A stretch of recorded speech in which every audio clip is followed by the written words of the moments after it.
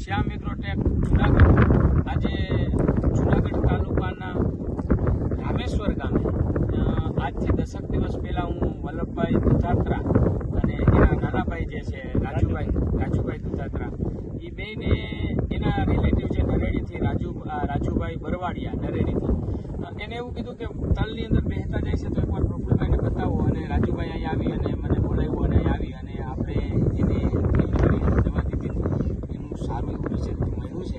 તો આપણે હવે રામેશ્વર ગામે આપણે ભાઈ વલ્લભભાઈ પાસેથી આપણે સાંભળીએ કે શું પ્રોબ્લેમ હતો અને કેવું રિઝલ્ટ મળ્યું. તો વલ્લભભાઈ પહેલાં તમારું નામ અને તમારો તાલુકો. નામ રામેશ્વર, તાલુકો જિલ્લો જુનાગઢ. નામ તમારું વલ્લભભાઈ શાંતિભાઈ દુધાત્રા. વલ્લભભાઈ, હવે સૌથી પહેલા 10 દિવસ પહેલા જ્યારે હું આવ્યો ત્યારે આ તલની અંદર તમારા તલની અંદર શું પ્રોબ્લેમ હતો? તલ છે ને પ્રફુલભાઈ બેસતા જતા હતા અને અમને એમ હતું કે આ તલ થાય નહીં. હા. પછી અમારા વેવાઈ રાજુભાઈ અમને આપણે અને તે પછી અમે દવા કાઢી 3 દિવસમાં એનું રિઝલ્ટ આવ્યું. હા, રિઝલ્ટ આવ્યું એટલે સારા મારું રિઝલ્ટ આવ્યું. 5 તલ હતા અને બીજા ચડેવા છે, કાળા તલ છે અને બહુ સારું રિઝલ્ટ છે. બીજું વલ્લભભાઈ, હું કેટલા વીઘાના આપણા તલ છે? આપણે 12 વીઘાના. 12 વીઘાના. મેં ડોઝ આપ્યો તો દવાનો કેટલા રૂપિયાનો થયો હતો? 3000. 3000 રૂપિયાનો ડોઝ થયો હતો જે મેં આપ્યો હતો 12 વીઘાના તલની અંદર. તો તમને કેટલા દિવસે ત્રણ દિવસમાં.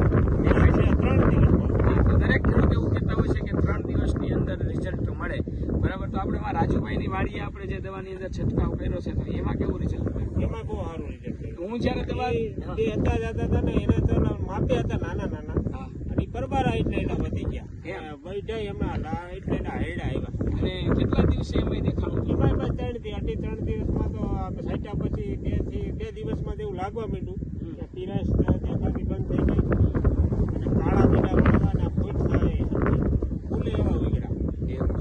અત્યારે તમારા તલ આપણા કમર બરાબર છે, બરાબર? બહુ સારામાં સારા તલ છે. બીજું હું કે અહીંયા જ્યારે હું આવ્યો ત્યારે તમારા માટે હું અજાણ્યો હતો, પણ તમે જે મારી પાસેથી દવાનો ડોઝ લઈ ગયા તો તમને વિશ્વાસ હતો ખરો કે રિઝલ્ટ મળશે? કેવી રીતે તમને વિશ્વાસ હતો? અમારા વેવાએ કીધું હતું અમને કે તમે એકવાર પ્રફુલભાઈની મુલાકાત કરો નકર તલ બગડી જાય. અમને એમ જ હતું કે તલ બગડી જાય. અમે તો હવે વાત ધોઈ નહીં ખાતા કે હવે આમાં કઈ થાય નહીં, પીરા પડવાની નથી, એ નહીં, પારા ઊંચા દેખાય, વૈશમાં બે ગયેલા લાગે અને કાંઈ ફૂલે નહીં એટલું. તમારી દવા છાંટ્યા પછી ફૂલ હજી ફૂલ એટલા છે 2 મહિના ઉપરના થયા છે. હજી તો 30 દિવસ બાકી છે. કાળા તલ. બીજી વસ્તુ, આ બાજુનો જે ભાગ છે એનું તમે મને હમણાં કહેતા હતા કે આની અંદર પ્રોબ્લેમ છે, તો શું પ્રોબ્લેમ હતો પેલા? કેટલા ક્યારે આ બાજુ 3 ક્યારા અમારે પોર વાવેલા તલ હતા ને એમાં 3 ક્યારા આવ્યા છે.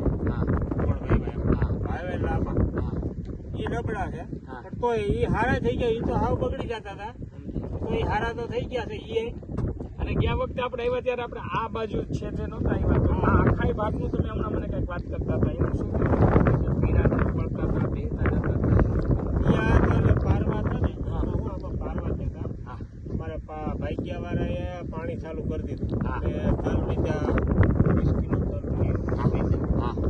બીજું તો બીજું સાઈટામાં છે એ તલ કાઢા છે.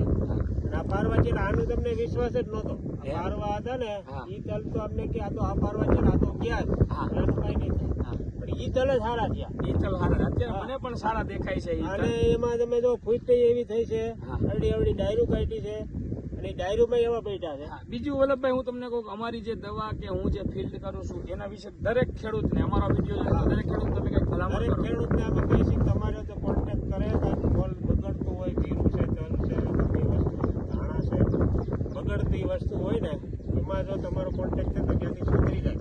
100% વિશ્વાસ 100%. કારણ કે અમારા વેવાએ અમને કીધું તમે બોલાવો પ્રફુલભાઈને, મારું જીરું બગડી ગયું હતું, પ્રફુલભાઈ સુધારી દીધું છે એટલે અમે કીધું બોલાવો. તમારે બીજો કઈ વિકલ્પ નહોતો આનો. શું કરવું? અહીંયા તમે ડબલા આવીને છાંટી એનું કઈ અર્થ નહોતો. રિઝલ્ટ આવતું નહોતું.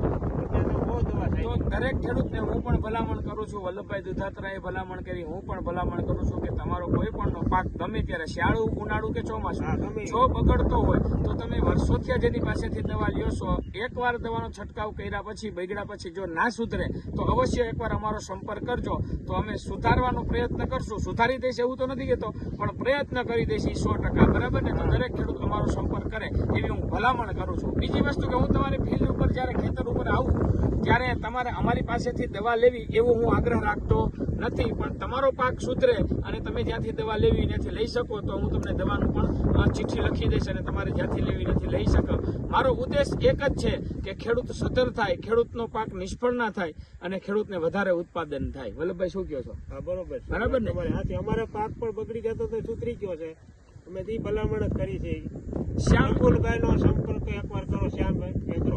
અને બીજું અમારું માણાવદર ની અંદર અમારી બીજી બ્રાન્ચ છે, એટલે માણાવદર તાલુકાના જે લોકોને અમારી દવાનો સંપર્ક કરવો હોય તો અમારા રાજસીભાઈ જલુ ત્યાં ભટ્ટી બેટરીની સામે ગોકુલ પ્લાઝા દુકાન નંબર 3 રાજસીભાઈ જલુ એનો સંપર્ક કરજો. રાજસીભાઈ એનો નંબર બોલે છે, તો દરેક ખેડૂતને, માણાવદર તાલુકાના ખેડૂતને એનો સંપર્ક કરવા વિનંતી. તમારો મોબાઈલ નંબર? મારો મોબાઈલ નંબર 6354930380.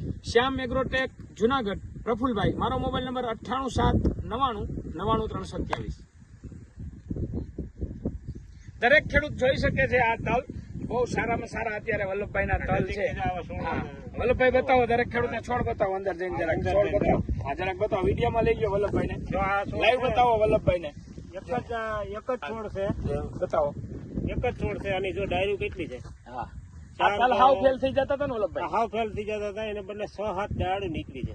એમ ને? હા. તમને સંતોષકારક રિઝલ્ટ મળ્યું ને? અમને સંતોષકારક પૂરેપૂરું રિઝલ્ટ. પારવા હતા એમાં અમને રિઝલ્ટ બહુ સારું પડ્યું છે. એમ ને? હા, બહુ સારા તલ છે અત્યારે.